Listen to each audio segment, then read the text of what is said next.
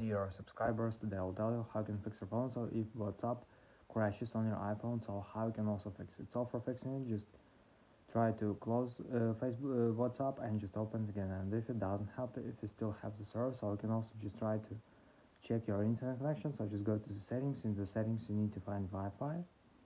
So just open Wi-Fi, just try to turn it off and turn on again. And if it doesn't help you, you can also just open cellular data, just try to turn it off and turn on again. And if you still have this error, so you can also just try to restart your phone. So just go back to the settings, just go to the general. In the general, just scroll down, just tap on shutdown, slide to power off, wait a few seconds and just power on the phone again. So just simple restart your phone. And if you still have this error, so you can also just try to update your WhatsApp app. So just go to App Store, just go to search tab. In search tab, just write WhatsApp.